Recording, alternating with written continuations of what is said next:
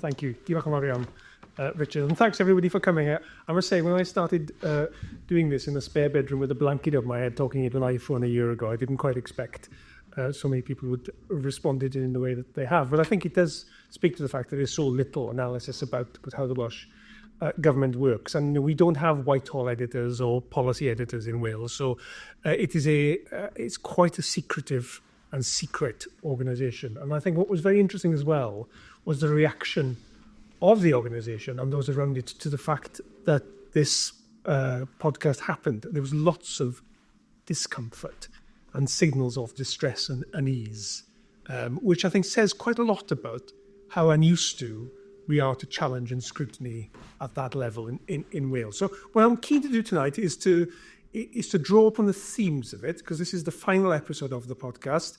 A number of the people in the room here took part in the interviews, which I'm very grateful to them for being willing and confident to do that. And we have a very distinguished panel. So we have Dr. Hannah White, who's Director of the Institute for Government in Whitehall. Thank you so much for coming, Hannah. We've got Professor James Mitchell of Edinburgh University. Really grateful for you taking the trouble to come as well, James. We have Kirsty Williams, who was former Education Minister in the Welsh Government, has just started as the chair of Cardiff and the Vale Health Board, so part of the ecosystem of scrutiny. And of course, we have Professor Mark Drakeford, formerly First Minister, champion folk dancer, cheese enthusiast, and Cabinet Secretary for Finance in the Welsh Government. Thank you so much, Mark, for taking part in the project. So the themes that I drew upon, well, I wanted to ask people I'd worked with what they thought were the main things they were struggling with. That was the sort of the main question. And the themes that emerged were, and the episodes are themed of it, is a range of responsibilities that the ministers have, the pace of the civil service in delivering change, the relationship with local government, the weakness of scrutiny, the management of political pressures, and the frustrations of working through the government's legislative programme. Those were the things that former ministers in particular agreed were common problems. And so I just wanted to reflect on this, and perhaps, Hannah, if you wouldn't mind me starting with you. How much of this is a Welsh thing, and how much of this, with your vantage point across the whole of Whitehall and the devolved governments and parliaments, is a common theme? I was quite struck by somebody who messaged me, who's a cabinet member in a London council. It's amazing who listens to this thing, who said that this resonated with their experience. And though I talked about it as a Welsh thing, it's not a Welsh thing. I wonder what your thoughts were on that.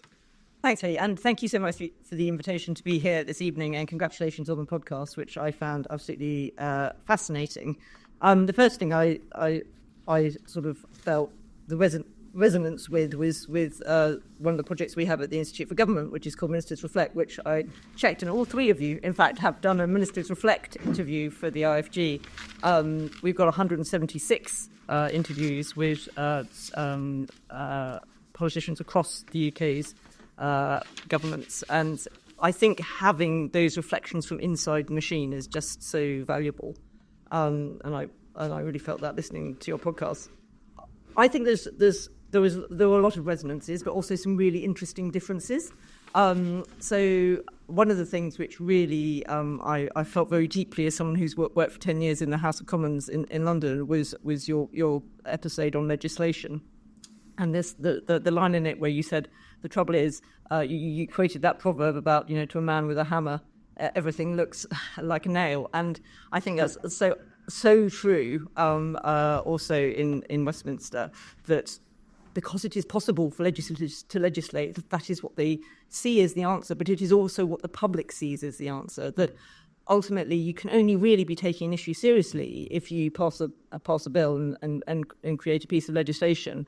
And of course that's not true. And in Whitehall, and as in Wales, there are lots of existing powers and things and other ways of doing things which politicians could choose to turn to, but they don't, because passing a bill is seen as a sort of gold standard thing to do, which your lobbyists want you to do, and which you as a minister maybe feel it's important to do as part of your sort of repertoire of things that you can do.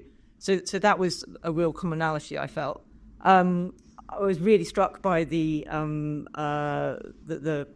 episode on the civil service, the pace of the civil service, and the difference between what's happened in Whitehall in terms of the significant expansion of the civil service since 2016, and how that didn't happen here. And the debate in Westminster now is all about how to reduce the size of the civil service. And you were talking about some of the contrary pressures here. And then the final one that I picked out was the again a difference. You talked about the lack of turnover in the civil service, but one of the things we talk endlessly about in Whitehall is about churn and excessive churn. And I was really interested in one point where you sort of said, in Whitehall, where you were talking about legislation, you said there were more people who are more expert to work on the sort of policy side of legislation. Actually, something we endlessly bemoan in Whitehall is that people move around too fast to build up that legislation now. That used to be the case. But actually, you don't have those people with depth of policy experience in the same way. So we have some of the same problems, but for different reasons. Just to warn you, there's no form or structure to this. This is sheet in this conversation. So I just want to pick up something with you, Kirsty, that Hannah just said there, about people looking to legislation.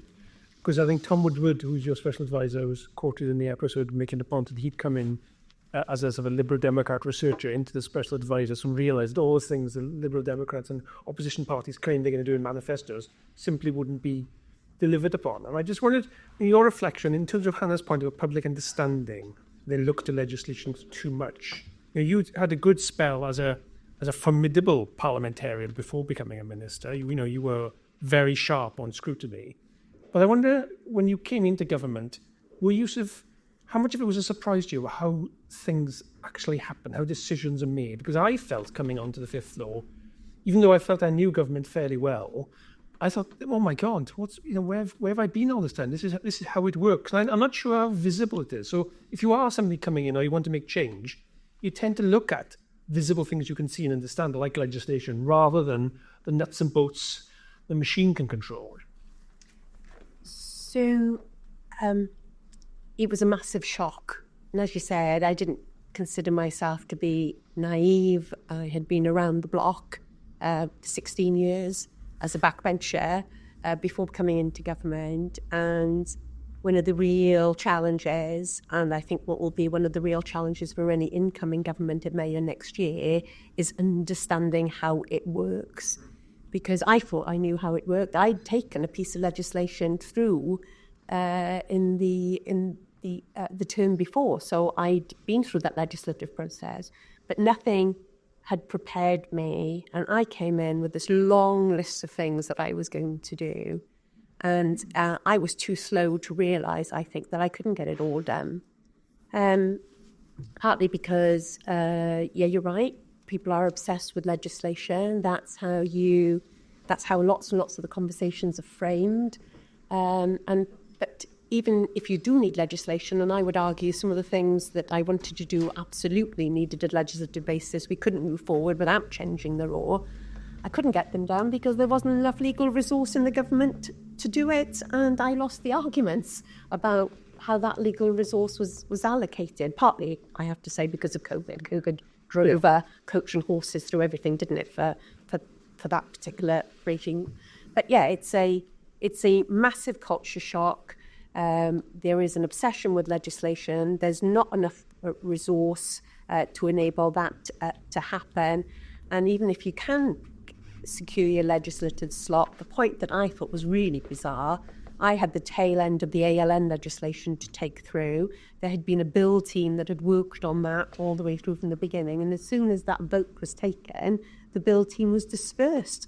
And then that legislation was handed over to a completely different set of civil servants who hadn't worked on the bill at all, who then had actually what is the really, really, really tough job, which is actually implementing the legislation. Because the legislation is the easy bit. Wales is awash with great legislation. It's awash with great policy initiatives. But the real challenge, I think, of the last 20-odd years of devolution is how you change the legislation or the policy idea and you actually implement it on the ground. It's no way to run a railroad, really, is it, James? And you've just published a book reflecting on the first 25 years of the Scottish experience. So how much of this rings bells with you? Oh, completely, on the legislation in particular. I mean, I think one of the biggest problems we have is that many people think that policy making equals legislating, and it fails to take account of implementation and such like. And that can reach absurd levels. Last week in the Scottish Parliament, the Parliament voted for the first reading of a piece of legislation that would outlaw dog theft. We don't need a piece of legislation. You know, if you steal my dog now, you know, you're in trouble. But we have a terrible habit of legislating for things that we don't need to have. Another example I would give is the National Care Service Bill. A First Minister who wanted to be the now Bevan of Scotland instead of the National Health Service, it would be the National Care Service. A piece of legislation is put forward without thinking through the implementation. And in the course of its going through Parliament, it had to be amended so much that, in fact, it was amended to the extent that 70% of the original legislation was dumped and something else was brought in. And it still doesn't tell us what this is all about. So there's a terrible tendency, I think, to have that kind of performative element into our Parliament. And I think this is it's got a very common assumption that policy making equals legislation. I get it with my students who I teach public policy, and I kind of spend an awful lot of my time with them saying, I don't care what you believe in, redistribution of wealth or free market economy or such like. It's the how. It's not just the what, it's the how. And I don't think we're very good at that.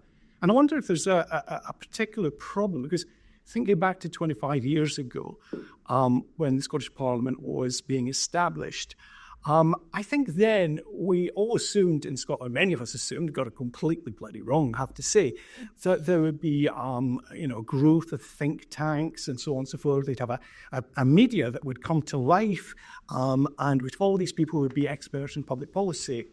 That hasn't happened. Now, part of the reason for that is the media has declined, and that's a global phenomenon. And certainly we don't have that. We don't have the kind of people who 25 years ago were really expert on local government, for example.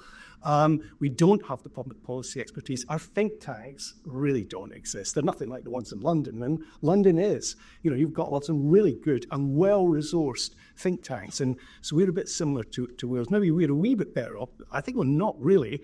We like to think we are, but we're probably not. So I think there are some big issues there. I think the other issue I would certainly want to raise, you mentioned, is local government.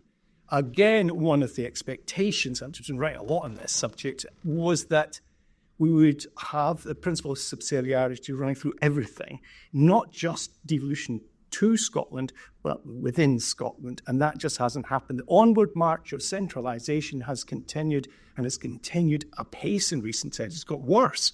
And again, I think that's relevant because, you know, I always say, with all due respect, ministers deliver speeches, but actually policies delivered on the ground. And if you fail to take that into account, I'm sure in Wales you're doing this very well, but we haven't done it so well in Scotland. We haven't taken that into account, and we've under-resourced, we've damaged local governance, and that has been, I think, one of the great failings.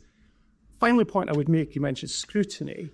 I think we've got to kind of remember what it was like pre-devolution. Yeah. I mean, pre-devolution, Scottish Office had the responsibility for something like maybe 11, 12 Whitehall departments, approximate, because they don't map on very precisely.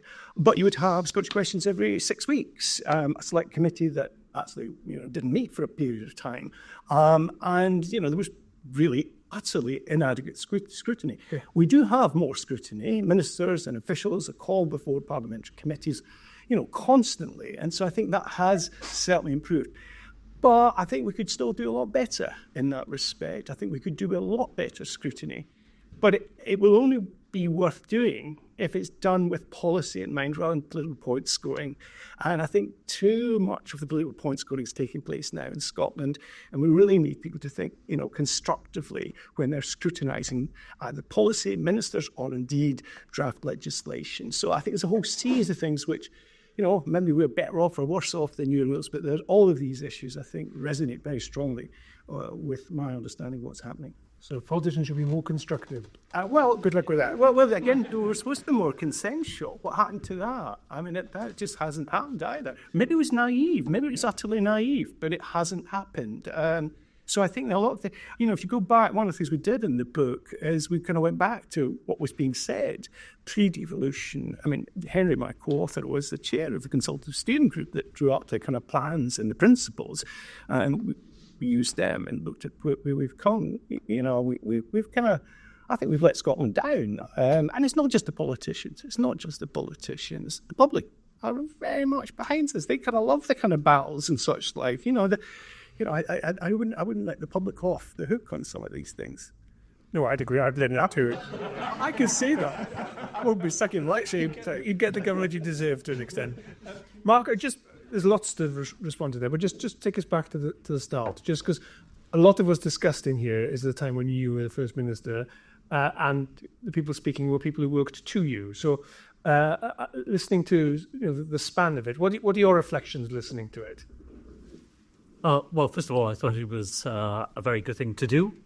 I thought there was a very good range of voices that we heard. I think some are more insightful than others. I sparing their blushes because there are some here. I thought the interviews with special advisors were especially interesting and insightful. But I think you've always got to remember that any series of programs like that are constructed from a particular point of view, aren't they? Yeah. And in the end, I felt I didn't agree with the central premise of the podcasts, because I'm going to caricature the central premise now. But it was the minister as hero, it seemed to me, is what we were listening to.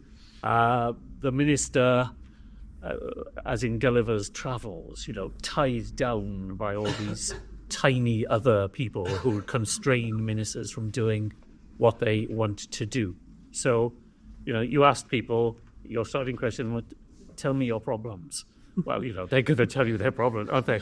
And they're not going to think maybe some of the problem is me, or at least owned by me. So I thought the difficulty of the podcast was that it positioned the minister as the victim of all these forces that prevented the minister from doing the great things that ministers otherwise would do. And I suppose I just don't think it's like that. So, well, that's a fair point. So what is it like then? Well, I think successful government is about building alliances mixed with judicious use of political authority when you've got it. So I think if you begin to regard everybody else as the enemy, the problem is the civil service, the problem is local government, the problem is something else, that is destructive of what your main impulse should be, which is to try to draw the best out of the people that you've got, because they are the people you've got. And so what you should be doing as a minister is trying to maximize the strengths of the people who are available to you, building alliances between people and what you want to achieve, and reserving the moments for when you need to actually put something right, because despite your best efforts, things aren't happening for those relatively rare occasions. So it's not, I don't think successful ministers are people who come in and pound the table and demand that things get done and shout hard at people when things aren't done the way they would like them to be done. And I was afraid occasionally that the podcast sort of implied that the only ministers behaved a bit more like that, then the system would be a bit more responsive to them. Actually, I think myself that's the opposite of the way successful ministers work. Successful ministers work by building alliances behind what it is you're trying to achieve. And as I say, mobilizing the political authority you've got to try to make those things happen when there's reluctance for it to happen. Okay, well, I think there's a bit of a caricature, but it's the closest thing I got to feedback in 5 years working for you. But no, I think I wouldn't disagree with any of that. I guess the purpose of the of the premise was to express some of the frustrations that ministers feel, and that's what they tried to capture. Kirsty, what's your thoughts? I think the individual attitude of ministers, I think, makes a massive difference. I think people used to say that I survived as long as I did because I was nicer to the school sector than Nathan Andrews had been, and I was a bit happier and a bit more enthusiastic than Hugh Lewis had been. So that combination of by treating people well and believing that we could do better helped me along the way. So I take your point. You've got to think very carefully about what your goal is, and those alliances and what you need to do to get you to your goal. I agree with that, and I certainly agree that shouting at people.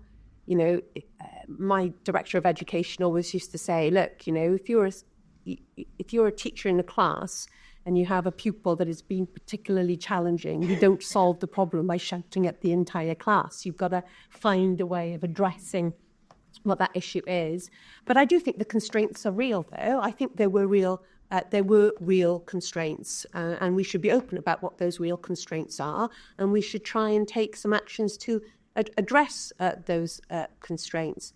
One of the things that I found really challenging was that as the Minister for Education, I didn't employ a single teacher and I didn't run a single school. Everything that I wanted to achieve in the education system, absolutely in the school's education system, absolutely everything had to be done by persuading, cajoling local government to get on board. And if local government didn't want to get on board with that, then it simply did not happen. So, that's a very different setup to how an education minister would operate, certainly in England. I found I had some amazing civil servants who did amazing things and found ways to help me achieve my goals. And with any organisation, there were people who were less good at finding ways to help you achieve your goals. There is real constraint in the legislation. They weren't lying about the money, and I'd sat there for 16 years going, there is money there, they're just not telling us. When I got there, it was like, oh Lord, there is no money. So that was a bit of a constraint, certainly. But Mark is right. Your job as a minister isn't to rail against all those things, it's to find a way through. Mark once told me off in the chamber when we were opposing each other about something, and he said to me, the job of a progressive politician, Kirsty, is to make progress. And that was always stuck with me. I felt suitably told off. And I carried that with me into the government. My job was, as a progressive politician, as I would count myself, was to make progress. And you've got to find your way through. Hannah, just about Kirsty's earlier point about an incoming minister, incoming government knowing how to bring about change. Obviously, given where politics currently is, a different government is certainly what the opinion polls are suggesting could well be on the cards. So we're going to have a whole new set of politicians. In terms of pulling the levers, and just thinking in terms of the civil service particularly, it does strike me, the role of the civil service is quite sort of ambiguous in the mechanics of it. So in overall terms, it's quite clear they're accountable to the government and it's their job to neutrally implement the manifesto of the governing party. But in practice, the points of the choke points, if you like, in the system are multiple. And to a minister, it's not always clear how you move things when those blockages occur. And I'm particularly fascinated in the devolved system of the role of the permanent secretary, not as an individual, but as a leader of the civil service. And again, their accountability is quite opaque because they are both accountable to the UK Cabinet Secretary, to the First Minister, and to the Parliament. And if you're accountable to everybody, you're accountable to nobody. So I wonder, what are your reflections on how an incoming government or ministers deal with the civil service where there are points of resistance with a small r? Yeah, so I think this is always an issue, and we've just seen it this year in Westminster with the incoming Labour government, that Labour Party has been out of power for 14 years, and civil service has changed, but also there's relatively few people coming in who've had to operate the machine previously. one of the things that the Institute for Government does as in the run into any election is do some work with offer help to the opposition to try to help them understand what it's going to be like in government, and not to help them form policy, but to say, these are the sorts of decisions you'll have to make about things. And I would say, there's been a lot of criticism of Labour in having been unprepared for government. You can hardly get away from that narrative in the UK press, but actually they were more interested in hearing that from us than pretty much any previous government that we've worked with since we were set up in 2008. And yet it is just really hard to understand the machine until you are within the machine. And I remember having conversations with shadow ministers talking about just the workload and the very much the subject of your first episode, and just how relentless it is. And I could see them looking at me thinking, I've worked really hard now, how dare you imply that I don't work hard now? And then they come back after a few months in power and they're like, oh, I get it now. And so it is quite hard to convey that when you've not been in the system. I think accountability, which you raise, is absolutely key. And this is, again, one of the themes which we pick up on again and again. You're right that, and I mean, there are some similarities with the permanent secretary system in Whitehall, in that, ultimately, permanent secretaries' careers are determined by the cabinet secretary, but all their day-to-day incentives are around working to the Secretary of State, who heads their department. And if an edict comes from the centre, or by the cabinet secretary or the Prime Minister, and their Secretary of State says, I don't really fancy doing that, they're only going to get on in their career if they line up with the Secretary of State at that point. So understanding all these different dynamics, to come back to what Mark was saying earlier, I think I understand his sort of reflection on the series, but what I think was very constructive, almost every minister you talk to after they come out of government is frustrated. They're frustrated by what they didn't achieve. They're all your own worst critics. What are the things that you wanted to do and didn't get done? Well, I didn't. Person, I got this, but everyone is frustrated. But what you've done here is try to deconstruct that frustration. And I think a lot of the frustration comes from the fact that the incentives in the system are not aligned. So what Mark says is absolutely right, that you've got the system, you've got to do your best to make the system work and build alliances and be constructive. But that can be true, and it can also be right that you have a system where different people's incentives to get things done, they're all basically wanting the same outcome of good outcomes for the people of Wales, but the incentives of how to get there don't align, and then that makes this machine much more complicated to operate. So I think thinking about how you make those incentives align better is a productive exercise, aside from also getting ministers to be better ministers. I just want to come back to you on this, Mark. So, you're a fascinating character. Your institutional memory is longer than almost anybody else's, because you've been part of the Welsh Government since the year 2000. So you've got a lot of perspective to draw on. In terms of then getting the official machine to respond, I was struck doing the research for this body called the Departmental Board, which in Whitehall is chaired by a Secretary of State. It has a special advisor on it. It's the political leadership's ability to interact with the civil service to drive the agenda through the department. But in Wales and in Scotland, the political leadership, the First Minister, is not on it. It's an internal civil service board. I'm interested why you think that is, why you still, in reflection, that's the right model, and how else were you able to influence the leadership of the civil service to respond to the political will? Well, I spent part of the summer rereading Richard Crossman's diaries from 1964, which are, many of the things we are talking about. You find them absolutely writ large there. His battle with his permanent secretary, and his horror at discovering, after about 18 months, that there is a departmental board. He's never been told about, and in which his senior civil servants decide what of the things he wants to get done they are going to help him with. So, these are age-old conundrums. We tried different things in Wales. I've sat on the departmental board. I sat on it when I was Rodri Morgan's Chief Special Advisor, and I used to be sent every week to the departmental board to try and explain to them what politicians were asking them to do. And we've had periods when there's been nobody like that. I don't know that it matters crucially. What the machine responds to, I think, is clarity of purpose and leadership. So where do you get the clarity from? Well, you get it by winning an election.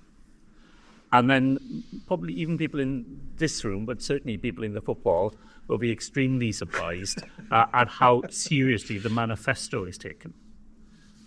People generally think the manifesto is something that's written and then never looked at again. But actually, a manifesto by the civil service is pored over, and every comma is looked at to see what could have been meant by that. So I think where you get your authority from is having a clarity of a programme, having won an election that gives you the authority, and then having a bit of determination in the political leadership to push through those things that you think the machine is least enamoured of. So, I think of it as a very significant success of this Senedd term to have put onto the statute book the elimination of private profit in the provision of services for looked after children. Because I can tell you for sure that left to itself, the word eliminate would never have been one that the civil service would have used. Reduce, ameliorate, all of those things. But eliminate, that's a word that you really have to use a lot of political determination to push that through and onto the statute book. So, I think those are the things you've got to try and line up. Something that you're able to write down, you've got the political authority for, and you know where to fight the battles. Most of it is about creating momentum behind things through consensus building. Some of the things you've got to know that unless you really are prepared to put your weight firmly behind it, those things will be much harder. And choosing those things is probably a skill that you need to have as a politician, to know where you've got to make that effort and where the machine, just with a bit more gentle encouragement, will get on and do the things for you and with you anyway. James, one thing that struck me, and you tell me if I got this all wrong, but I got the impression in Scotland, one of Alex Salmond's successes was really getting the civil service machinery on board. Because, to begin with, clearly SNP coming into government was a shock to the system.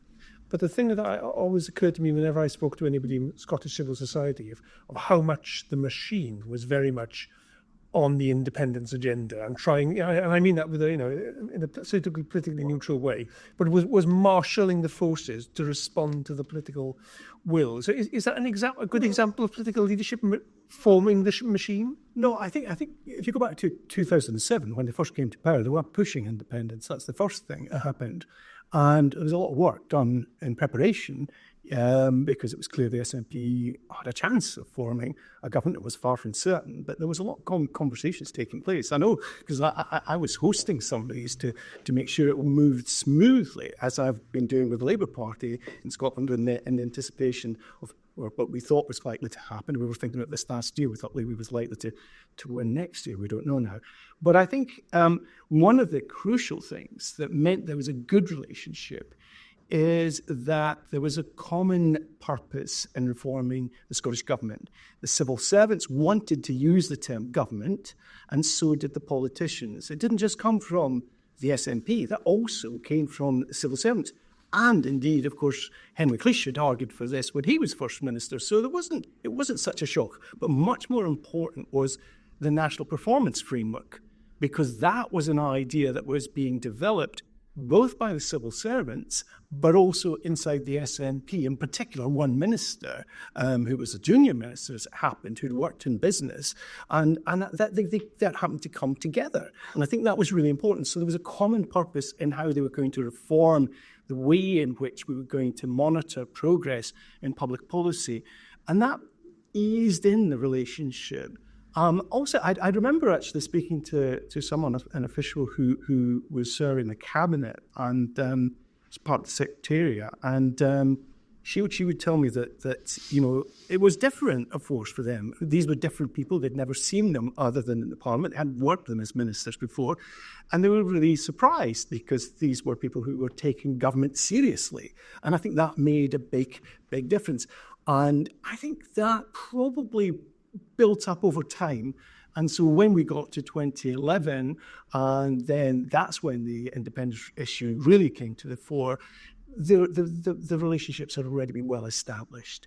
And again, one thing I was struck by when you asked about permanent secretaries, we've had, I think, 6 permanent secretaries, each quite different, but each has developed very interesting and pretty constructive relations with each of their first ministers. One example I can think of is maybe wasn't such a good relationship, but for the most part it was pretty good. And I think that interpersonal relationship is key to it. And I guess when I was listening to you ask you a question, I was wondering what the preface was. Is it assumption by having these boards that civil servants are going off and doing stuff to undermine the ministers, which I would find that very surprising, because ministers will have plenty of opportunities to engage with their civil servants through the permanent secretary, through the other officials, through our DGs, our director generals. And so I know there's a problem, personally. I've never heard it said that there's a problem if they've got civil servants meeting as civil servants. I also would say that, in terms of constraints, I wonder if that's maybe just a negative way of expressing civil servants doing their job. They should be raising difficult questions and awkward problems. I'd rather they did that early and that the civil servants, said, look, if we do this, we've got a problem here. And I'm sorry, First Minister, but if you want that word, here's what will happen. And then you can come back and say, I still want it. You listen to the criticisms. We need more criticism. And good civil servant is someone who's not going to just say, yes, sir, I'll do whatever you want, sir. You want someone that's going to say, but surely that must be what we would want. Yeah, I don't think that's the issue that's being pointed to. I think it's more a frustration with the pace of change. And possibly that's a reflection of having too many priorities, or the system being denuded through austerity and unable to respond at the pace. But I wonder, Kirsty, your thoughts on this are, because some of the interviews in the podcast from former civil servants, particularly some, the more ambitious ones, were very frustrated by the civil service. And they say, if we've developed a culture where there are 99 reasons to say no to something rather than looking for the one reason to say yes to something. Have we created, I think as one of the special advisors put it, the Welsh Government has developed a very complicated way of doing things. And that doesn't seem to be a particularly civil service DNA point, not a Whitehall point, but maybe in the Welsh Government through wanting to avoid cock-ups. And I was quite struck, a recommendation I saw by the IFG of a book about the Northern Ireland situation by a journalist called Sam McBride, called Burned, which is a fascinating book where they made a real hash of the heat subsidy, the so-called cash for ash scheme, where there was a major scandal. And I can't imagine that happening in the Welsh Government because the civil servants are so cautious. So there are upsides to the Welsh, DNA as well. And what are your reflections on so question of caution, dynamism? Where's the problem? Well, they're certainly cautious, and there were certainly lots of conversations that I had where people said, "Oh, you don't want to do that, Minister." And if you do that, that's really risky, or that will be hard to do.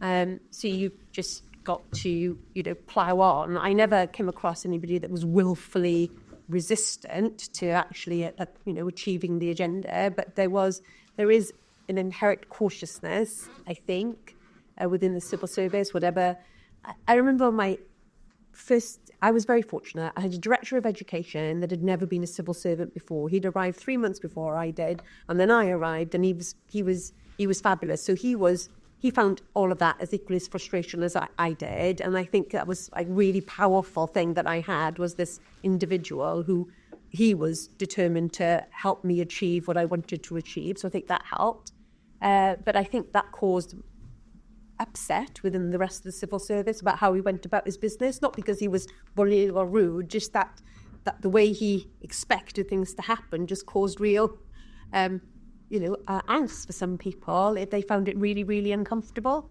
So I think there's that.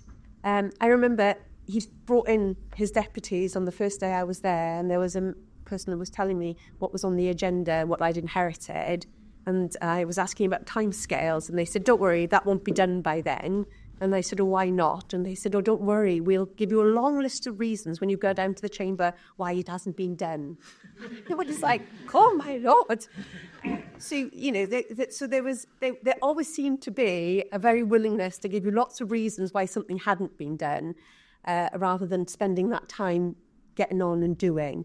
But you can get on and doing. I can see some people here that were involved in the last thing that Mark and I had did when I was in the government, which was to create an international mobility programme. So we found out on Boxing Day 2020 that the UK was pulling out of Erasmus. I had a phone call from my counterpart to say no more Erasmus. That was Boxing Day. The following year, we launched the programme, and we had children and students on international mobility within a year.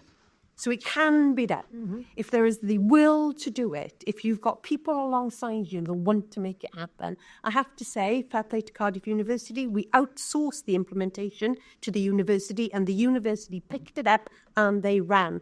I don't want to be rude, but I suspect if we'd left it in-house, we might still be waiting for the children to go on mobility. But we found a way of making it happen. So I don't think you can just have a whitewash of say that's how it works, because I would claim that we did some amazing change, big change. The curriculum, big change. ALN, big change. Student finance, big change. We were able to get some big changes. I failed miserably on PSET because we ran out of time. So I don't think it's not a complete tale of doom. You can make big changes. You can do it. We can do it. And we've got to get up off our knees, address these issues and plough on, because anything else is just a counsel of despair. And we get a bit too much of that in Wales, I think. Just to move the conversation on a little bit, and then I do want to come to the audience soon as well. But you said something earlier, James, about the disappointment of devolution. And I want to bring to you and to Hannah as well the question of ambition versus capacity to deliver. My reflection on the first 25 devolution in Wales, particularly on the economy, is that we way overpromised what was ever realistically able to deliver given the powers and resources of the Welsh Government. But to win a referendum, we talked up devolution as an economic powerhouse, which was always a stretch ambition, I think. So I'd like to talk a little bit about that gap between ambition and ability to deliver across the whole range of devolved responsibilities. And that's the thing, we've gone from 25 years ago, particularly in the Welsh case, the Welsh Office being an administrative outpost, to then wanting to do things in every policy area. And that's particularly one of the things came out in John Howell's contribution in the podcast, that we're asking too much, we're being too ambitious. And not in the pejorative sense, but just in an unrealistic sense. And Hannah, one of the things that struck me again on John Howell's point, was just the mismatching capacity between the teams that work in Whitehall and the teams that work in Wales. And he gives the example in energy policy, which is not fully devolved, but where a small team was having to try and cover the whole piece. And he said, my tiny team had to be aware of the energy policies being pursued by literally hundreds of very, very senior civil servants. And I asked him how many people he had in his team, and he said 10 plus or minus 5. So that, there's that disconnect between what we want to do and what we're able to do. And then allied to that, the blind spot in Whitehall of thinking, well, this is devolved, therefore it's not our problem anymore, and not thinking of the pan-UK implications of policies. So there's a lot there, but James, just on ambition and ability to meet it. Yeah, I mean, if we're still on the civil service, I mean, I've been following the Scottish civil service for a very long time. My doctoral thesis, written about 40 odd years ago, was on them, and that's the old Scottish Office. So over those years, what we've seen is the kind of rise and fall and rise again of capacity in energy and the economy. And the Scottish Office back in the 70s and to the 80s had a small number of people, but my goodness, they understood energy policy because of North Sea oil. They took an interest in it, and the political leadership encouraged that. Similarly on the economy. And I think what we've seen is it's risen and fallen, and I think there's kind of political leadership and civil service leadership are behind some of that. I think the issue I've got with the economy is that, in a way, so long as your parliament and your devolved system is largely funded by grant from London, you have less incentive to take the economy seriously, so long as you're getting the money coming from London. The interesting thing in Scotland is that now we've got these tax powers. By definition, we can raise taxes, so we're not paying it to London, so the grant has been cut. We're all excited about the tax powers, but we've not been spending as much time talking about the economy or thinking about the economy in Scotland. That is a massive worry. Actually, we are worse off now in terms of how much money we have to spend. We'd be better to go back to the period before the tax powers were given to us if we were only looking at finance. So what I would strongly say, if you're going to devolve tax powers, you need to do it and align it with thinking about growing your economy, because if you've not got the tax base, you're screwed, bluntly, and that's where we are. And we've got additional problems in Scotland. We've got, as elsewhere, a growing elderly population. We've got a massive problem in terms of the people who are relying on state support, but not the tax base. And as we look to the future, this is looking bleak. North Sea oil and gas are in decline, very well-paid jobs, many of them declining. They're not being replaced in numbers and certainly not in tax take by the kind of the environmental kind of stuff. So you've got to really think very seriously about that balance. And sadly, I just don't think we've been doing that in Scotland. It's clear we've not been doing that. So if I had a piece of advice to Wales, is make sure if you're going for tax powers, you're going to lose a bit of grant. Think seriously about your economy and don't do as we've been doing. We've got one of my dear friends who's an eminent economist in Scotland that I work a lot with. He has this test. We've got about 26 documents, I think, that have been passed since devolution on the economic strategy. We're great at producing documents and strategy documents. Snap. And what he does is he'll read bits out and say, guess who wrote that one? And it could have been anyone. It could have been anyone over that period of time. So having said that, it isn't easy. It's not easy to develop your economy. And the only way you're really going to do it is if you work very much hand in glove with London. I can't do it otherwise. Just interrupt a second. Just, Mark, did you bring your tiny violin? You're sorry for the Scots. Bad is absolutely. Because, that really should be the Scottish national anthem. Violet River of Gold. It's coming to music. But just to say, tax devolution, which I am a bit sceptical about. I am not a great caller for further fiscal devolution, but it doesn't have to work out the way James described. We are £500 million better off the next financial year as a result of the 3 taxes that we control here in Wales than we would have been had those taxes not been devolved. Hannah, sorry, I was inviting you to take part in a large suggestion of thoughts, so pick away. Thanks. So I don't think it is wrong to be ambitious, obviously, but there is the same problem that we experience in political parties. Well, Labour, if you promise and under-deliver, then how do you undermine not just the political project of whichever party that is, but of the system itself? And I think I was struck by, I can't remember who it was in one of the podcasts, that sort of saying, one of the reasons it's so kind of stressful and difficult doing these jobs in Wales is because you feel not only if you don't succeed, you're sort of not succeeding on your own terms, but you're also undermining the project of devolution. And I thought, and I hadn't thought about it that way, and I think that is an additional stress if you needed one. I mean, I think the answer, the solution, apart from wise sorts of more specific things that James is talking about, is the thing that is the solution always for politicians, which is around prioritisation.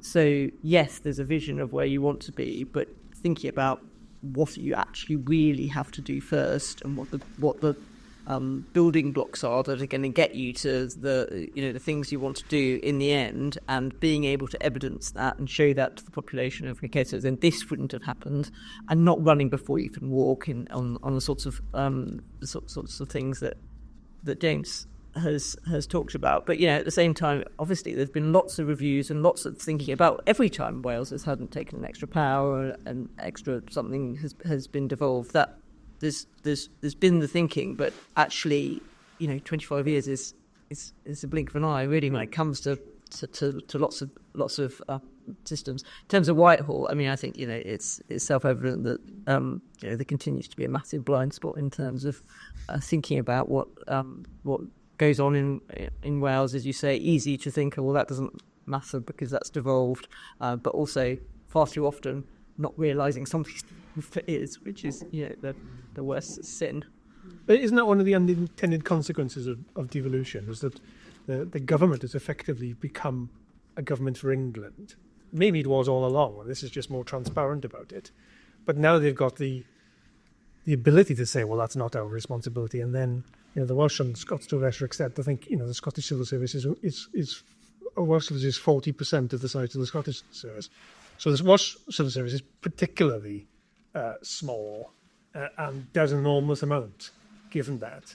But I wonder, whether it's not good enough just to simply say, well, 25 years in, they're still not very good. Well, there's no excuse for that, really, after 25 years, is there? So there's obviously something wrong. So, and are the conversations happening about how are we going to put it right? I mean, not that I've heard, but that doesn't mean... You can't rush these things. But that doesn't mean that I would have necessarily heard them. I mean, I think one of the interesting things I was reflecting on listening to the podcast is whether the English devolution agenda in England is going to prompt more reflection in Whitehall and in England more generally about the wider national devolution project, because I think there is much more awareness now, more discussion in government about the role of mayors and their capability and capacity and what you would or wouldn't want to be devolved within England. That seems to me quite a discussion that people are interested in having. So whether the lessons are being... Well, there's not much learning. A lot was being devolved to the mayors. There's something already been devolved to us, and there's not a great deal of lessons learned from that, is my impression. I just want to gain times against us, moving on to the big question of is the civil service ready for a change in government? Because Kirsty, you are the closest thing we have to a non-Labour minister. Cuckoo in the nest. Well, I didn't put it like that.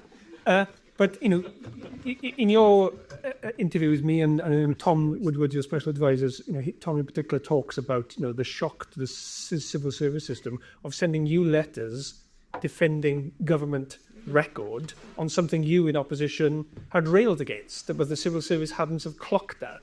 And inevitably, when you've had the same government in power for 2 decades, there's a blurring of the lines, isn't there? The civil service thinks of the Welsh Government as associated with one party. So how do you think that's going to go? I think there'll be a massive, massive shock to the system. My favourite was we had written a new education strategy for Wales, and the civil servants wanted to call it Qualified for Life 2, which is Qualified for Life 1 was the strategy of the previous minister. And they didn't see why I was like, no, I'm not going to do that. It was like, which has been difficult again. But are they ready? No. Are they aware that they're not ready? Yes. I've been in recently to do a session with Andrew Goodall and staff there to talk about how best to support a new minister coming in. But are they ready? I don't think they are. And it's not... and this is maybe controversial, I don't think it's just the civil servants who are not ready. I think civic society in Wales is potentially not ready. for not having the Labour Party in charge. I think, I'm not making a party political point here, but I think it's not just the civil servants that have got used to how businesses run in Wales, with the occasional interruption when maybe there might be a formal coalition or a cuckoo in the nest. It's not just the civil servants that are going to have a shock. I think there will be ripples right the way through civic society in Wales if there is a different party in power. And I don't know whether anybody has truly grasped what that will mean for the wider context, not just the government. But I don't think they're ready. I think they will be completely bewildered. And Mark, going back to the point Hannah made earlier about the need for preparation and the parallel with the Labour government in Westminster coming in not having properly prepared, I was struck that Plaid Cymru at their conference were making the point that they're being denied access talks with the civil service. I think as normally, well, it has to be at least 3 months, but it's the discretion of the First Minister.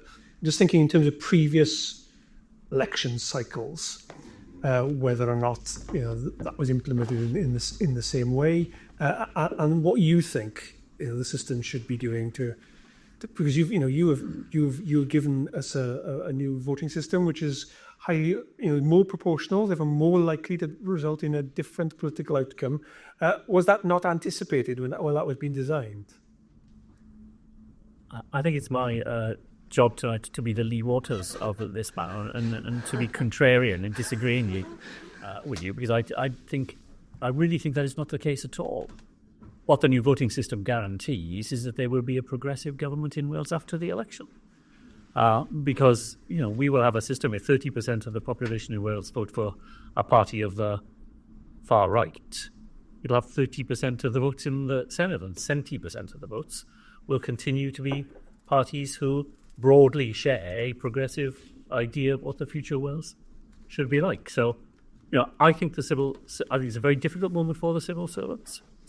I think it has obviously got used to the fact that election after election, the result would anticipate that Labour would, if not be the only party in government, will be the lead party in government, and that is a lot less certain now.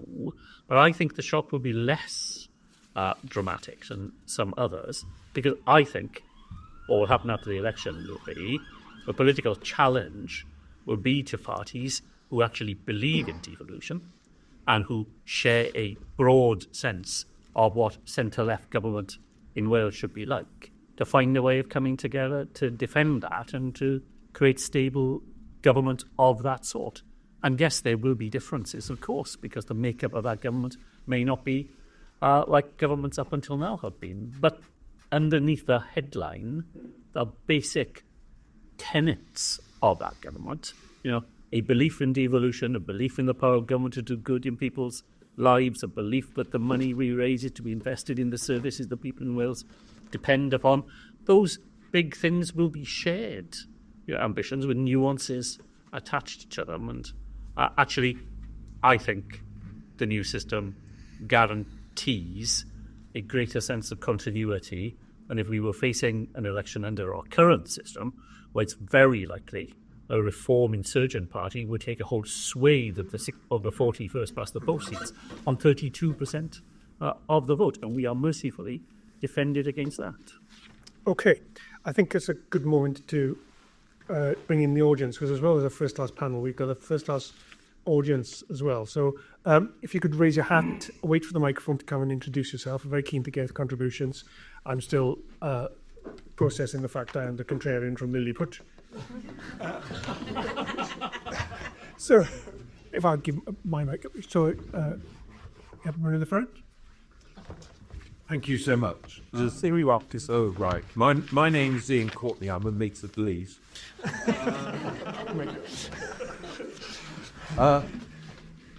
I'm struck by something Mark said, which was he emphasised as a political leader determination. He spoke about consensus building, but there's something going on here that hasn't been explicitly spoken about, and that's politicians are hinted at but not explicitly spoken about, and that's politicians as managers. There's varied experience for many politicians who become ministers, some of whom do not appear to have had any Crown management experience. That doesn't necessarily mean that they've failed. But I'm conscious of an interview I read recently by a man by the name of Anthony Mayer, who Hannah may know. 20 years as a very senior Mandarin, and also worked for another 20 years in various state organisations, including Chief Executive, the GLA. Why do I mention this? The reason is, he said in his interview, the standing political managers in his over 40 years of experience, Michael Heseltine and Ken Livingstone, coming from different ideological perspectives. But why? Because they shared the same characteristics. It was more than determination. They had a clear ambition of what they wanted to achieve. They were articulate. They knew who they needed to surround themselves with. They would listen, but they wouldn't be deflected from their main task, and they saw it through. That takes some determination, but it takes a lot more. Reflect on that. We take a couple, if that's okay. Say who you are. Tom Lavery. I work for the Wallet, which is a housing and homelessness charity, but I'm here more in both the capacity as just a fan of governance. Thanks for an excellent chat so far. I wonder if you could just the turn and reflect a little bit more about that tension between centralisation versus kind of the evolution to local government in Scottish context. I'm really interested in how Welsh Government sees that relationship. Currently, what the future of that is. We've got 2 local authorities in Wales. They'll all do things slightly differently. It feels a little bit like sometimes Welsh Government doesn't have much control over what they do. That's just my perspective from the outside looking in. I also just noted last week, I think it was Lee, you were taking Welsh Government's task on their response to the Local Government Housing Committee report. Basically, Welsh Government were saying in that report that it's the responsibility of local authorities to deal with all these issues and promote good practice. So I was interested to know where's their responsibilities, like qualification for that. Is there one more thought? Yep, Wayne. Hi, I'm Wayne Cawthon. I'm the director of MenCap Cymru. My question's around capacity, and I really like the reflection of capacity of Welsh Government within the podcast league. I remember, when I started my career in MenCap 27 years ago, a new assembly was starting, and I remember meeting with David Melding in an Italian restaurant in Canton as we were looking at one of the backbench folk. We were looking at introducing anyone objects for people with learning disabilities. The question I guess I have is, in your podcast, you talk about the capacity of civil servants to come up with policy, human policy. The third sector struggles now in terms of that capacity as well, and you see large organisations putting out to Wales. Without the third sector being able to help politicians and civil servants to develop policy to help the people that they work with, do you think that actually Wales would be a poorer place in terms of their ability to develop your policy?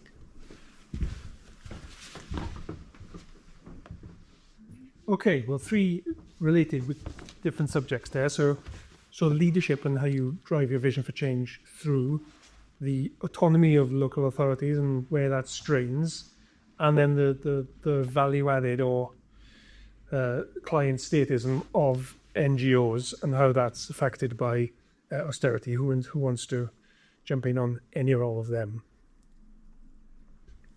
I'm happy to talk about the local government kind of and the third sector thing. I think one of the things we've talked about capacity, and we've been very narrow, I think, some of the conversation, looking only at government, ministers and civil servants.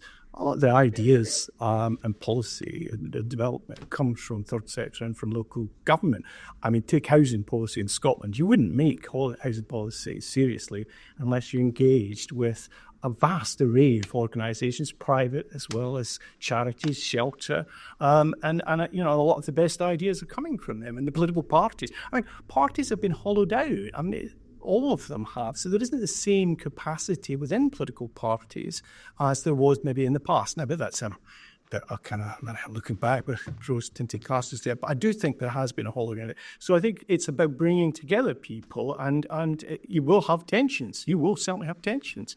But if you don't, again, coming back to my point, if you don't listen to these people, it's an early warning system, and you'll get lots of good ideas. On the local government thing, I think what happened in Scotland is that in the early years of devolution, when money was awash in the system, in truth.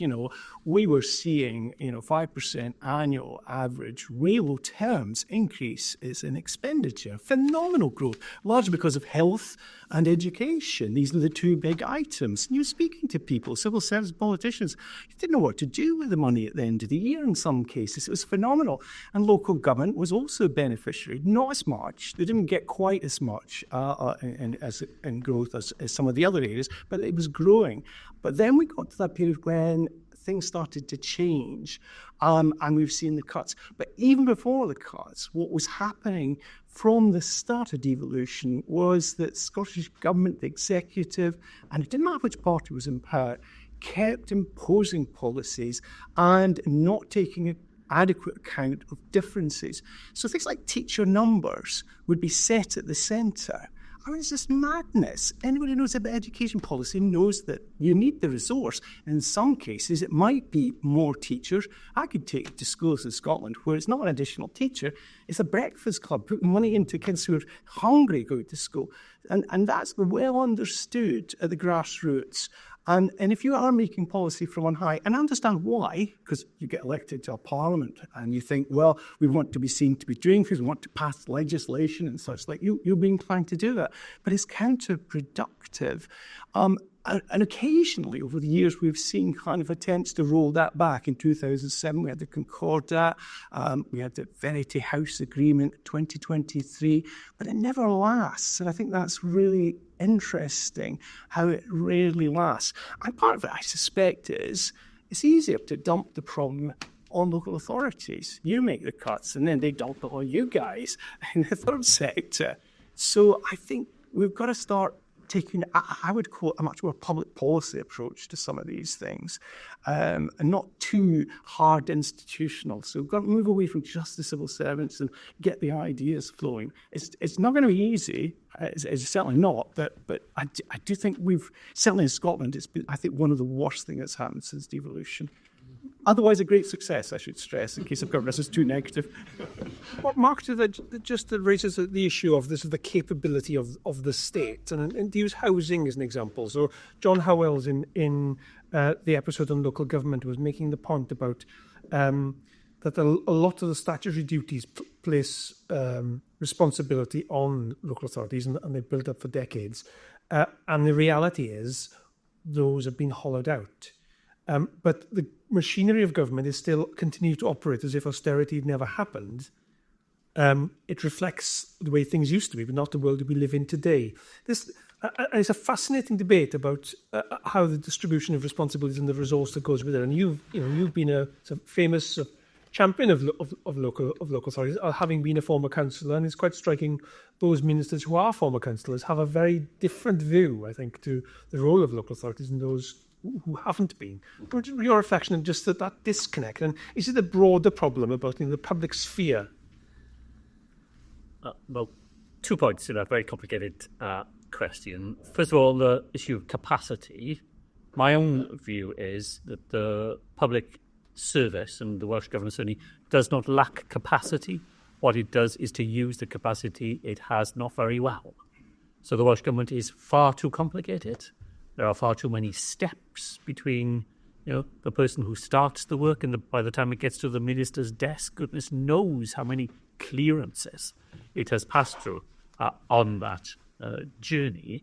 And I have tried once or twice and failed really to persuade the machine to employ some people who would strip down the machine and rebuild it for us, because like all bureaucracies, all sorts of things are accreted to it and things happen over time, and what you really need is a stripping back exercise and a rebuilding of the machine to, I think, there is a huge amount of capacity to be released to do useful things rather than the sort of bean counting things that far too much of our capacity is devoted to. The Assembly and the Senedd have had a mania for annual reports. You know, you can't put anything in front of the Senedd that it doesn't demand an annual report on. And these are things that nobody ever reads, where the pace of change never moves fast enough in a year to merit the production of these things. I really do think, and actually, you know, to trespass into an area that I understand not well enough at all, but the onset of artificial intelligence, you know, so much of what lands on your desk as a minister, you know, those pages at the end that nobody reads. Read, you know, the legal advice. You read, Joe. Wow.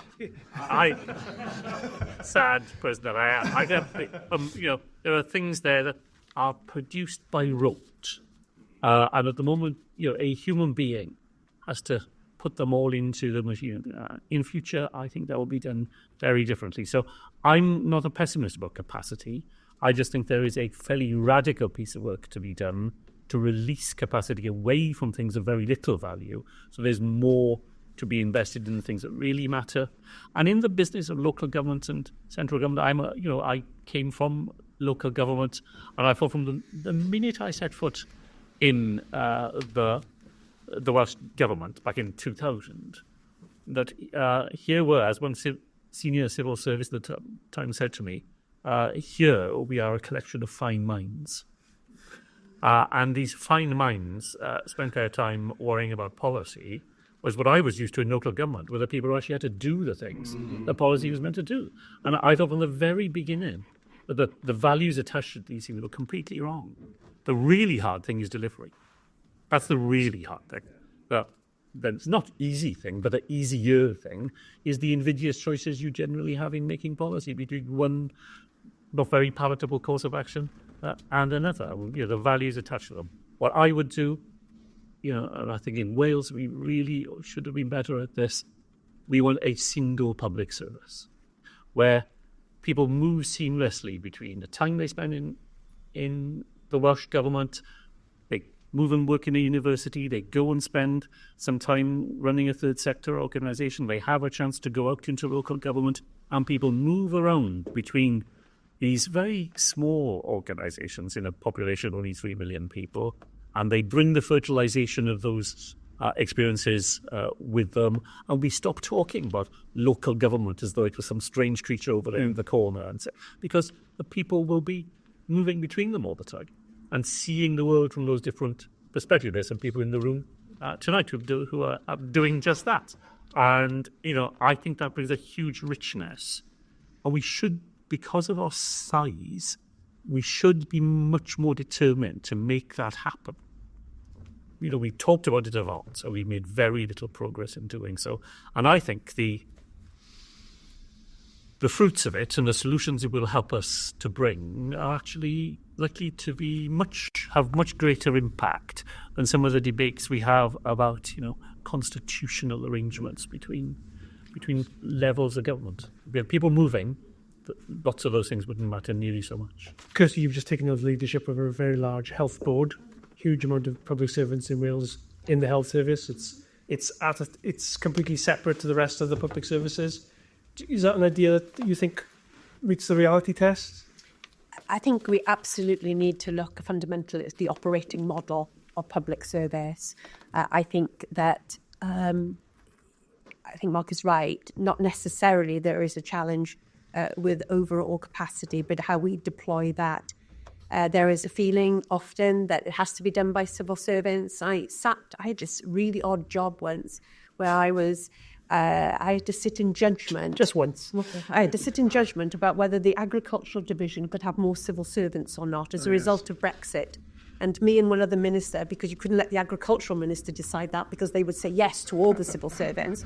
So you had to have me, who knew nothing about the department, and somebody else who I suspect knew nothing about the department making the decisions. But it struck me that actually we've got a resource in Wales, so why were we looking to have another civil servant when actually what we needed, I remember once we needed a botanist and we needed some very specialist advice around some plant health, and do we need a civil servant for this? And I said, well, why don't we just ring up Aberystwyth University and see who they've got? Can't we have those partnerships outside of government that can provide that? So there is a wealth of knowledge out there, but the operating model. But, we have to think about not capacity, but capability. The Ministerial Advisory Group recently had some interesting things to say about capability within the NHS. So, when looking to transform the NHS, and we need to transform the NHS because 60% of the Welsh Government's revenue budget, is going on providing the NHS. That's 40% for everything else the government needs to do. We know that the things that drive demand to the NHS are funded by those 40% rather than necessarily 60%.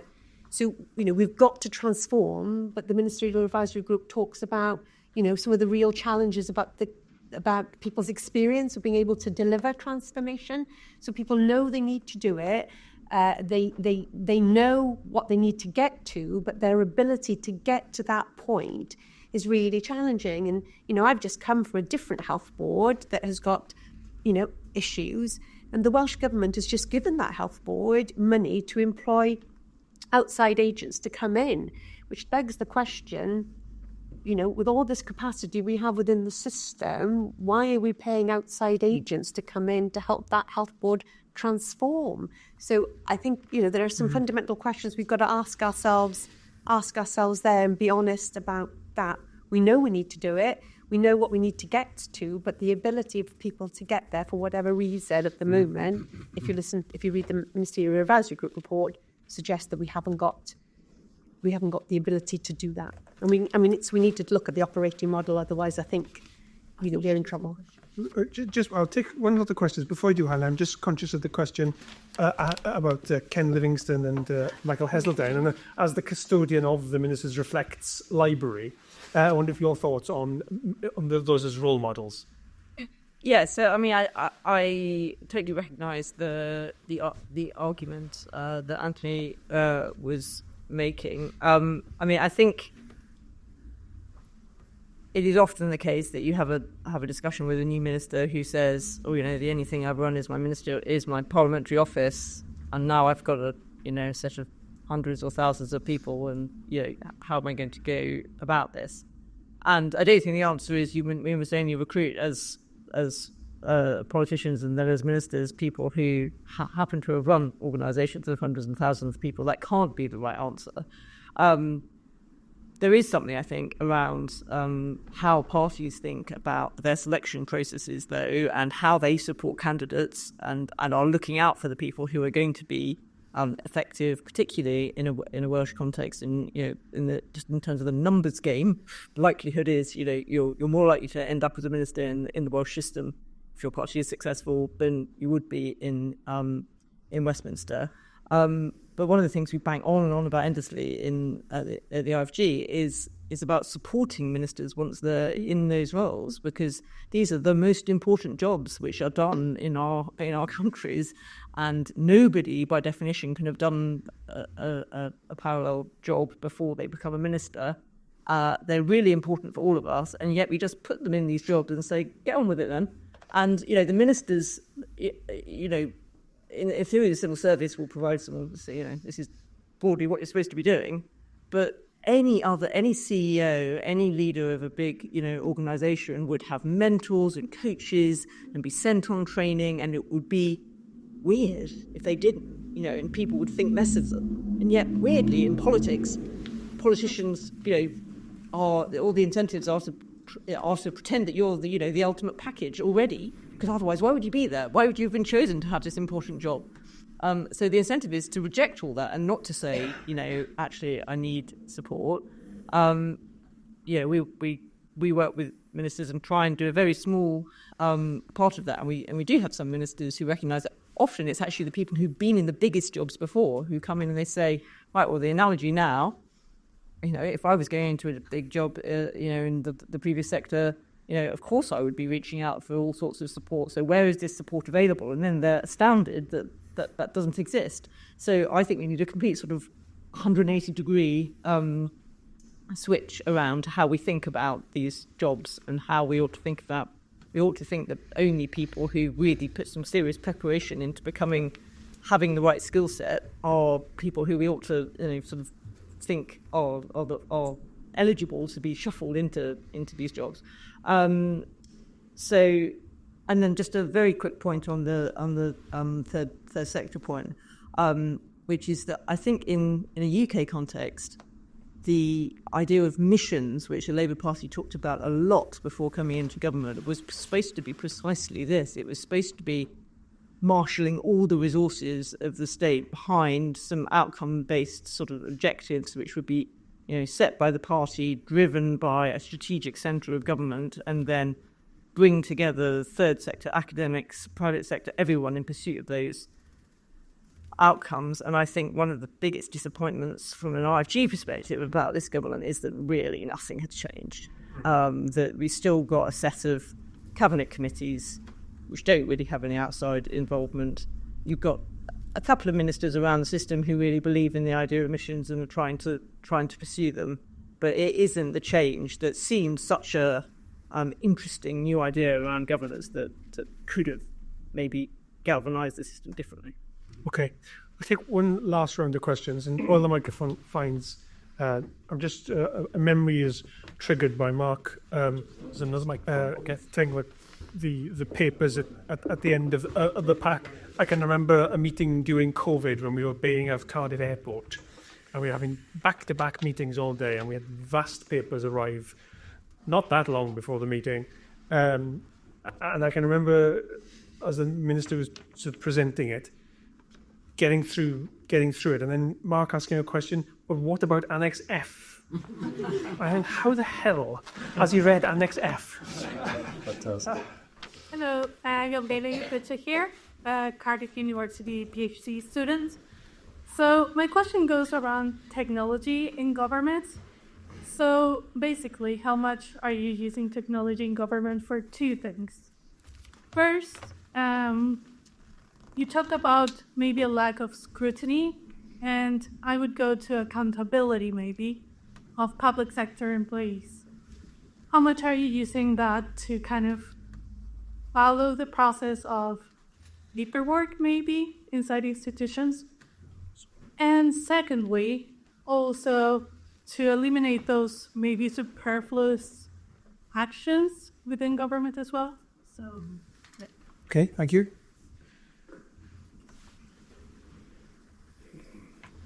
So my question is probably more targeted to me. Felix Milbank. I work for the Federation of Small Businesses, but I am here in personal capacity. So my question is targeted towards Mark, actually, about something that you mentioned earlier, which is around your attempt to try and get the machine to change. And I'll be fairly direct, but if you can't do it, what hope has the next government got in being able to do it? What does that really mean for liberal democracy here in Wales? And just on a second point you also made about centre-left, centre-right, trying to protect liberal democracy here in Wales from adversaries. Well, what is the point in all of that effort? As I said, if you cannot change the machine, what hope have they got, and what hope should voters have that when they go to the ballot box, they're voting for a parliament, for a party that's going to deliver on their programme for the government?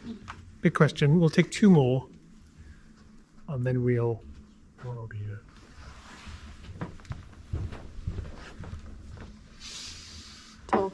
Sarah Rees, head of Oxfam Cymru.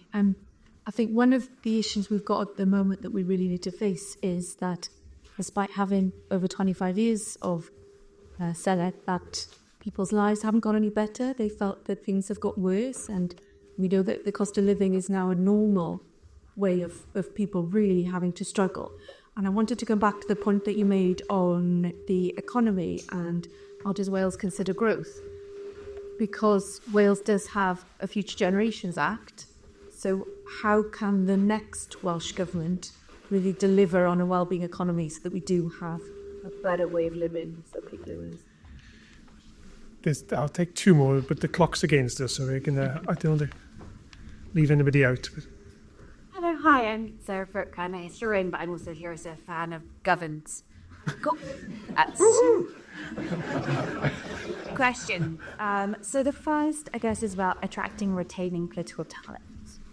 I guess part of our political climate at the moment is inflicting pressures upon politicians in ways that it is unforeseen because of things like social media.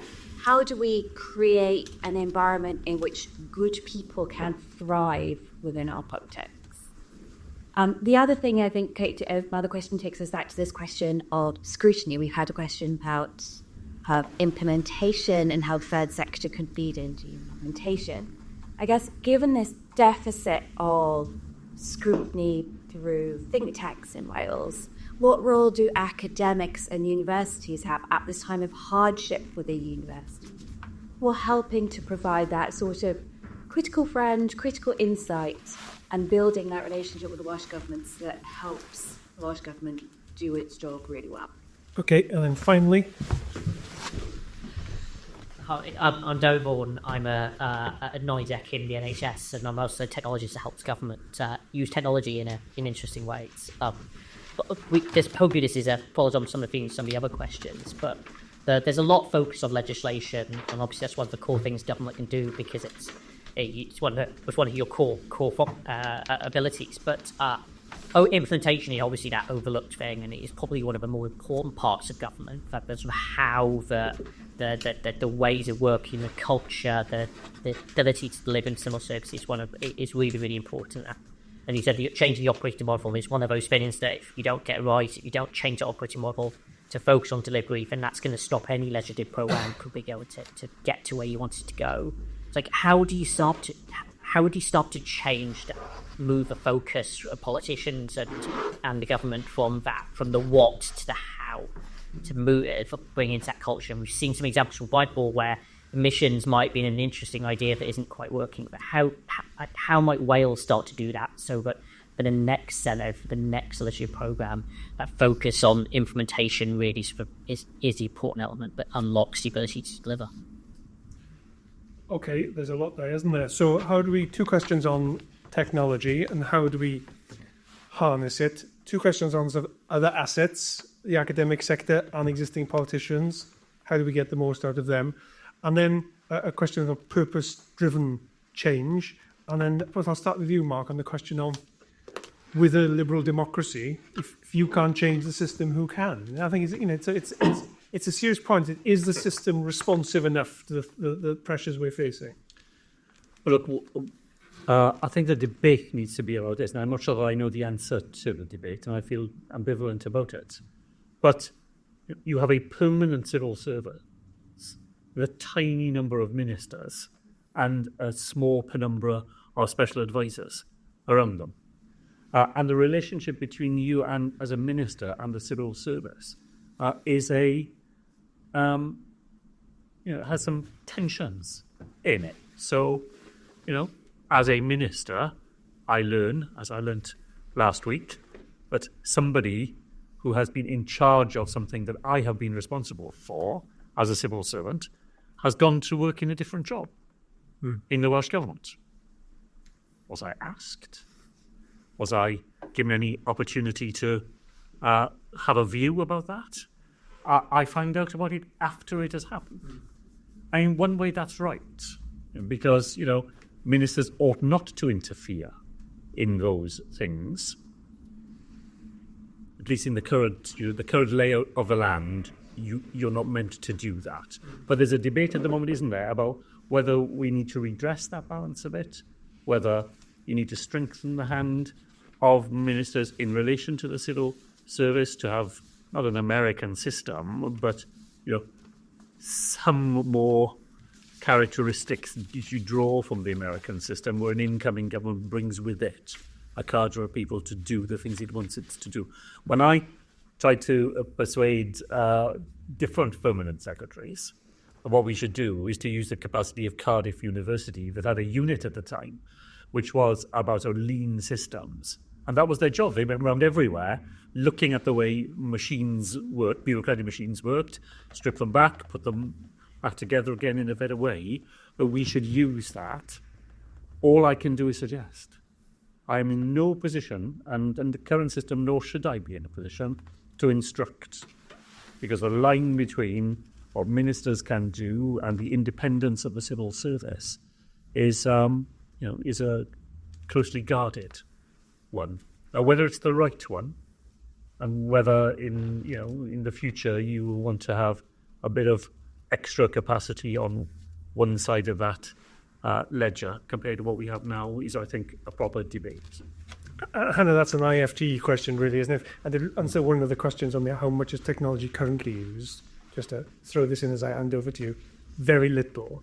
I tried 5 years ago to try and marshal the system behind artificial intelligence and gave up because I was in meetings with people who were staring at their shoes, and I thought I might as well talk to the cat that started this lot. So there's lots of potential to do more. But on that question of marks. Yeah, actually, I was having a conversation with someone about this today in a Westminster context, because I do think there is a growing debate. There is already a growing debate about this question, and the IFG's position has always been that SPADs are a really good thing, and that when they do their jobs effectively, they really leverage the capacity of ministers, which is something that we've been talking about. But it is impossible it's proven impossible in Westminster for any politician to ever say that they want to have more SPADs, because all anyone ever wants to say is we're cutting the cost of politics, and we're going to have fewer SPADs than the last lot of people. And actually, it's the same as in the NHS. If politicians constantly say we're going to have more doctors and nurses and we're going to cut the number of managers, all that happens is doctors and nurses have to do the management jobs as well. And guess what? They're not very good at it. So the system doesn't work. And so, the political incentives to say, we're giving you frontline workers, we're giving you, we're investing in doctors and nurses rather than NHS managers. NHS is the most undermanaged health service, I think, in many countries. I'm not quite sure what the power is, but really, really undermanaged. So yes, SPADs. I think actually I was saying that I think the IFG ought to get engaged in this debate a bit more, and actually maybe the answer is that we should try to establish that. Not in a kind of let's get rid of the permanent impartial civil service, but in terms of making the machine work more effectively, maybe there does need to be a bit more of that middle layer that's sort of... but then you, again, to go back to the point I was making before, you have to support those people and you have to give them the skills. There's a lot of SPADs who come in with this Labour government who frankly came in because the ministers felt loyalty to them because they'd been with them through the hard yards and they'd worked in their parliamentary office, and then they'd become their special advisor on some topic they knew nothing about, and then suddenly there they are, their special advisor in the government department, and they've worked on it for a couple of years, but they're not really expert in the way that we would all like those people to be expert if they're advising a minister. This is an age-old debate. There's now referring in one of the episodes to the extended ministerial office as a model, which the Wilson government were talking about in the 60s, that the Cameron government experimented with, that the May government stopped. I know the system rejects the organs, the truth of it. This is culture, not strategy, I guess. Yeah, and so it will take a set of politicians coming in and making it not just we happen to think we might recruit a few more people, but making the argument for it, and one that's going to make the system work better. James, what do you want to respond to? For putting the SPAN thing, I think we're really careful because at the moment, actually, our SPANs in Scotland are predominantly PR people and they're party hacks in the way you've described. But it hasn't always been in the early years of devolution. I mean, and it's interesting, it picks up on something that was said earlier about pursuing a policy. One of the most remarkable changes was to address the Glasgow housing crisis. And, the Scottish Executive managed to get Gordon Brown to write off the Glasgow housing debt. It's about £1 billion. And it was an albatross around it. And I know you're going to say the bloody Scots are at it again. Well, it was just the unique way of funding. Thanks, Chaz. I bet I didn't know about consequential. No such thing for worse. But the other thing is what followed from was the housing stock transfer. And the reason that happened was because you had a minister who pursued it with vigour in Wendy Alexander. And you had a SPAD who happened to have been one of my first bosses, who was a housing economist, a world-renowned housing economist. And he had worked on this for years and was in a position to pursue that. And you had John McLaren, who was a special advisor who'd worked on the Treasury. So you had that expertise. Somehow over the years, and this isn't just because they've come to power, there's been a gradual erosion of public policy expertise. And I think that's certainly in Scotland, and I think that's been a great real loss we could do with having more of that. But I want to say, can I just finish on a more positive thing about Wales? Because And I would say an awful lot of the conversation has been about processes, and understandably so, but we should be thinking about outcomes. And we need to think, if we're talking about processes, it should be about improving the outcomes.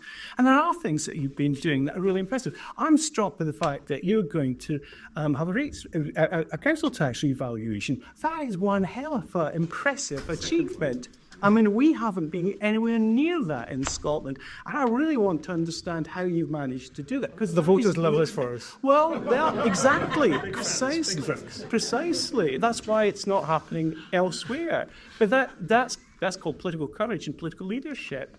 But it also must have been... I would love to know more about how this was done. And it's a great achievement. Well, there's a man there who can tell you all about it over a drink afterwards. I think we need to bring it to a close, I'm afraid. But so any concluding remarks? Now is your chance. I just want to speak to the point about how do we get good people into politics and how do we keep good people into politics. Being in a politician is no worse or better than many other jobs that people do.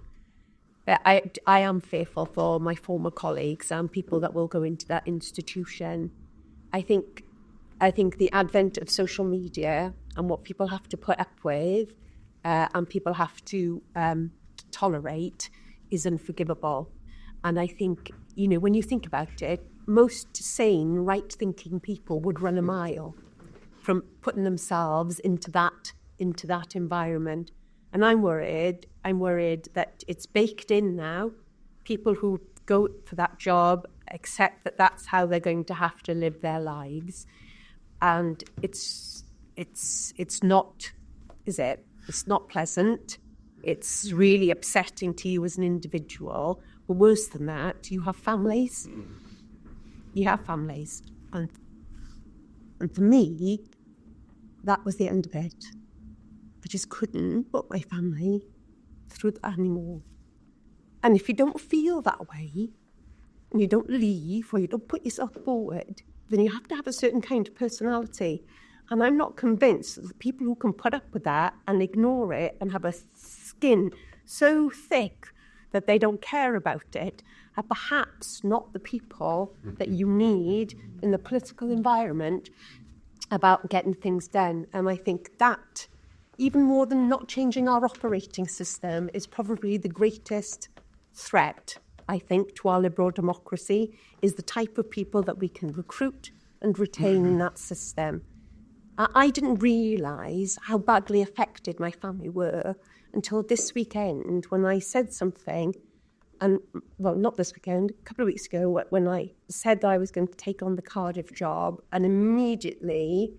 the pack was back out there telling everybody what a terrible person I was. And my girls were like, don't do it. We can't go through this again.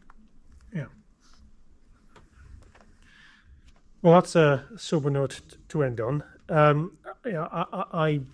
I've taken the decision to leave precisely, for very similar reasons, a number of reasons, but certainly as part of them. But I think that's an argument for people doing this as a public service for a defined period and not, can only sustain it. I can only sustain it anyway for certainly, a limited period. But on the subject of right-thinking people, tonight's my wedding anniversary. My wife and I are both here. So I'm not sure I qualify. She deserves a medal. So I just want to finish. I struck James in the introduction to your more recent book. You quoted the economist Tim Harford, and you said that you did. Yeah.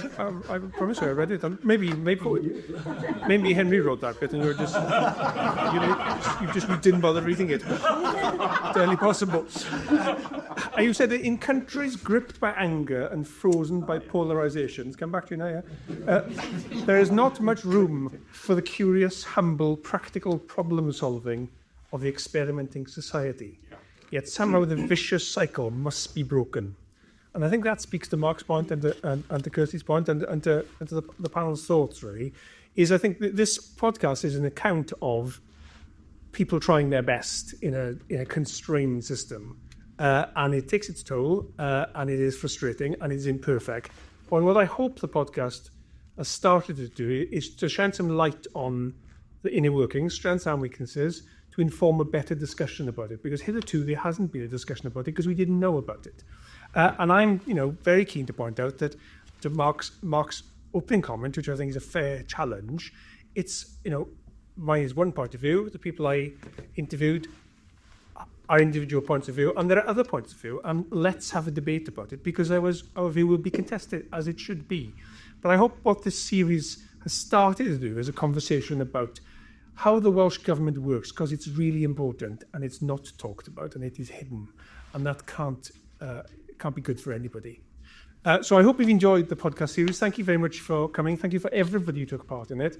If there is a podcast-sized shaped hole in your lives, when one ends, another begins, and another podcast called the Welsh Politics podcast, which is a collaboration between me, Lauren McAllister, Professor at Cardiff University, and Lauren McKevitt, former Conservative Special Advisor, has just begun on all your usual podcast outlets.